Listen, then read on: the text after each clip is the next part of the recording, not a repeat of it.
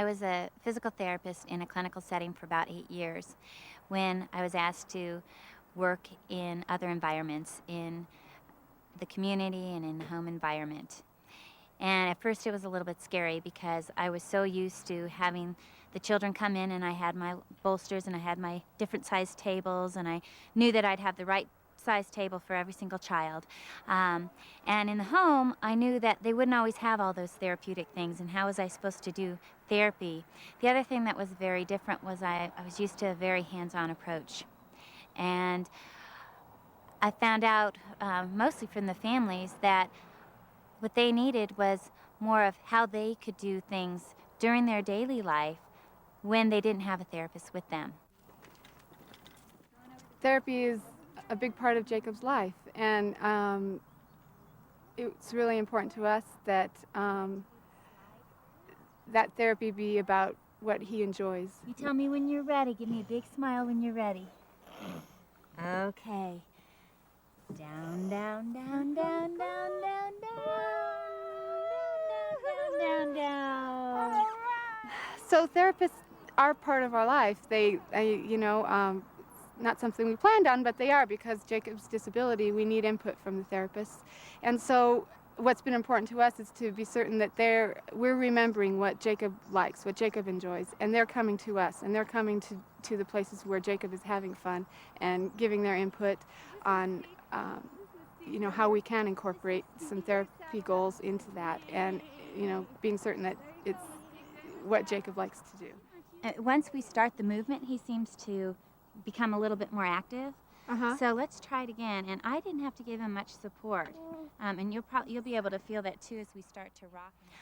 I see my job with not only with Jacob's family, but with every family that I work with, is to just be able to offer them some advice on how to help their child participate in the community and in life as fully as possible and as independently as possible, and to help the family figure out ways that they can participate in the community and do the things that are really important to them. A nay, nay there, and a nay, nay here, here a nay, there a nay, everywhere a nay, nay. Old MacDonald had a farm, E-I-E-I-O. Good job, Jacob. All right, buddy. You're pushing with your hand. I felt like I served more as a consultant. Sometimes I would get in and I would show them some handling techniques that I have learned throughout the years, that I could teach them, that were very easy, that would help the child with their motor skills. But I always made sure that I didn't leave the child after doing some sort of therapy thing with them that wasn't going to mean something in their daily life. Have you ever tried him the other way? No, I haven't. I'm wondering if you turn him the other way and then he actually pushes with his hands against your body. Yeah. And you, what if you That's a do good a little idea. pushing with his arm?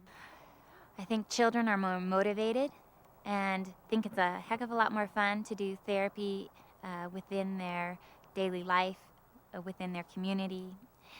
I think that parents get it, rather than trying to replicate a therapeutic handling that they've seen in the clinic and try to make sense of that when they get home. They see it and they try it out during the therapy session, and it makes sense to them, and then they can generalize it, and as a result you're a more effective therapist, and the child gains skills faster, and you're working on what the family and child want. It's meaningful for them. You ready, Jacob? Woohoo! This works, That's fun. No, we're not trying to change Jacob with therapy. We're just trying to enhance his abilities he has so that he leads a rich and full life. And to us, that doesn't mean going to a clinic or a hospital or an office and having him spend an hour with an adult one-on-one in a room many times a week. What we would rather have happen, and what does happen, is that what Jacob enjoys, we incorporate therapy into that. And that's playing with kids, being a kid, and having fun.